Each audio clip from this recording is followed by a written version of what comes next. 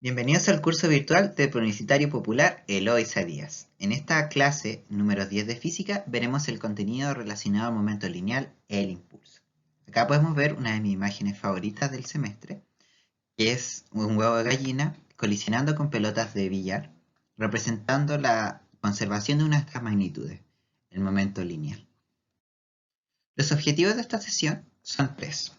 El primero de ellos es comprender los conceptos de momentum lineal e impulso, es decir, saber las definiciones y comprender sus aplicaciones. Describir también el momento lineal y su conservación en situaciones unidimensionales de colisiones tanto elásticas e inelásticas. Esta descripción tiene que ser también en base a cálculos. Y describir el impulso en términos de fuerza, como una variación del momento lineal.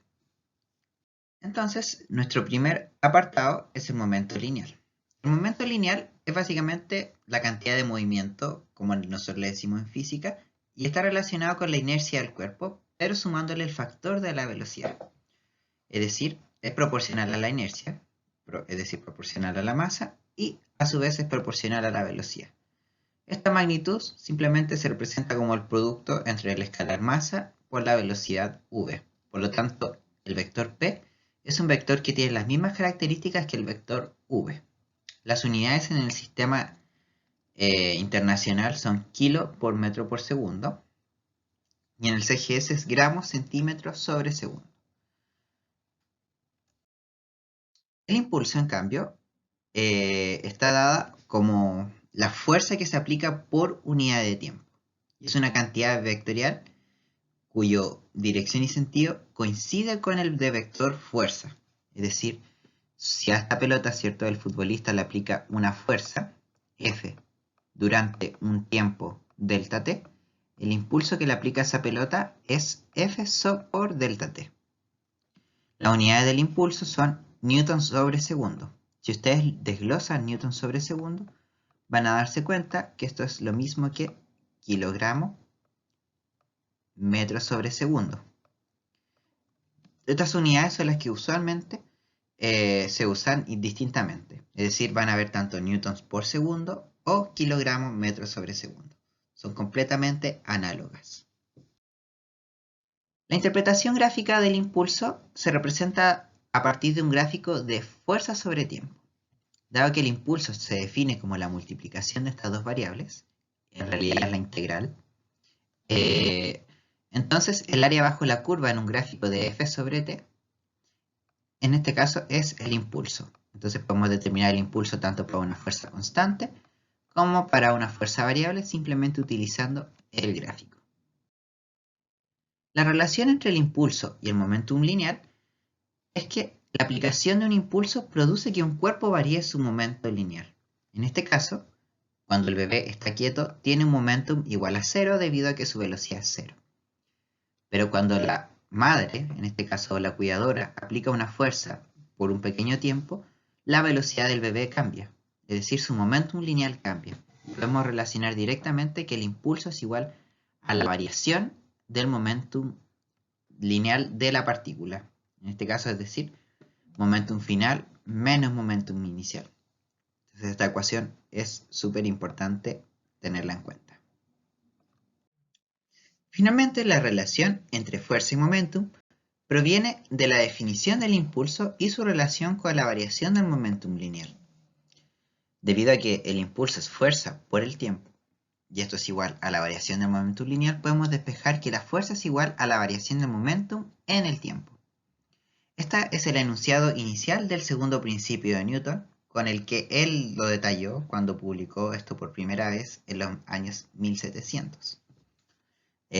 Fácilmente, se los dejo como ejercicio, pueden derivar que esto es exactamente igual a la masa por la aceleración. Una cosa interesante es que podemos ver, ciertamente, que en un gráfico de momentum versus tiempo, la pendiente, es decir, la división del eje Y sobre la división del eje X, es igual a la fuerza, es decir, la pendiente. Entonces, la pendiente de un gráfico de momentum versus tiempo es la fuerza aplicada sobre el cuerpo. Finalmente, nos queda detallar la conservación del momentum lineal en distintas situaciones. Para ello vamos a definir los distintos tipos de colisión. Tenemos una colisión elástica, inelástica y tenemos las colisiones plásticas o perfectamente inelásticas. La primera de ellas es la colisión elástica y es aquella en la que los cuerpos no sufren una deformación permanente. Por lo tanto, se conserva la energía cinética después del choque. Dadas estas condiciones, es muy rara y ocurre normalmente a nivel atómico. La colisión inelástica, en cambio, es una colisión en la que los cuerpos sufren una deformación permanente. No se conserva la energía cinética después del choque porque esta aumenta como una explosión o disminuye si se transforma en energía sonora como ruido o se puede transformar en energía térmica como calor. Y es la más común que ocurre. Sin embargo, el momentum lineal también se conserva en estas situaciones. Finalmente, la colisión plástica, o perfectamente inelástica, es aquella en la que los cuerpos quedan unidos después del choque por alguna fuerza interna que mantiene al sistema cohesionado. Como ya hemos anticipado, la conservación del momentum lineal se cumple en estos tres tipos de colisiones. Que el momentum lineal se conserve implica que la variación del momentum lineal es cero, debido a que el momentum inicial es el mismo que el final. Y por lo tanto esto implica que el impulso es cero. Para que el impulso sea cero, la fuerza externa al sistema debe ser cero.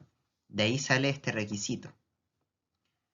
Aunque la energía cinética del choque puede no conservarse, la energía total, por la primera ley de la termodinámica, y la cantidad de movimiento siempre se conservan. La ecuación muy típica que ustedes van a tener que hacer es que el momentum inicial debe ser igual al momentum final del sistema. Entonces acá ustedes tienen que poner el momentum de la partícula 1 más el momentum de la partícula 2 más el momentum de la partícula 3 si es que hay antes de la colisión. Eso tiene que ser igual al momento de la partícula 1 más el momentum de la partícula 2, etc. Esto obviamente antes y eso después del choque. Finalmente, la relación de todos los conceptos que hemos visto en dinámica se resume en este esquema. Podemos partir desde el concepto de fuerza. Una fuerza implica sí o sí una aceleración debido a la segunda ley de Newton. La aceleración debido a los conceptos de cinemática implica un cambio de velocidad. Y un cambio de velocidad, como sabemos, implica un cambio en el momentum lineal, dado que el momentum depende de la velocidad. Y finalmente un cambio de momentum es básicamente la definición de un impulso. Y un impulso implica que existe una fuerza que generó ese impulso. Entonces cerramos este ciclo. La magnitud que nos permite, cierto, que este esquema funcione es la energía, que es como el corazón de esta unidad. Finalmente ejemplificaremos este último concepto de conservación del momentum con este ejercicio. Acá tenemos una colisión en la que tenemos una partícula de 5 kilos que va a 12 metros por segundo en la dirección positiva del eje X y otra que va a 40, o sea, otra que va a 4 metros por segundo, y entre ellas surge una colisión que deja a la partícula de 5 kilos yendo a 8 metros por segundo en la dirección negativa del eje X y deja a la partícula de 40 kilos con una velocidad v2 en la dirección positiva del eje X. Acá simplemente planteamos la ecuación de que el momentum inicial debe ser igual al momentum final. El momentum inicial es el momentum de la partícula de 5 kilos más la de 40 kilos. Por lo tanto, el momentum de la partícula de 5 kilos es su rapidez por su masa. Y el de la de 40 kilos es nuevamente su rapidez 4 por su masa. Eso de ahí da 220, vamos a poner kilogramos metro por segundo, y eso tiene que ser igual al momentum final. El momentum final en este caso tiene que ser la rapidez, en este caso menos 8, porque va en la dirección negativa, por 5, más V2 por 40. ¿Sí?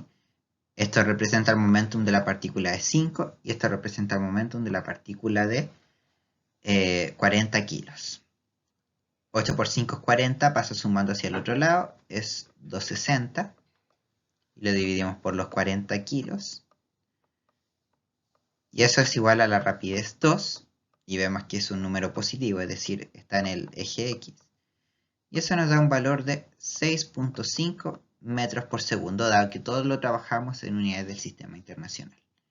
Por lo tanto, la clave de esta pregunta es C. Y eso sería todo por hoy, chicos. Recuerden hacer la guía y revisar el resto del material. Hasta luego, hasta el lunes.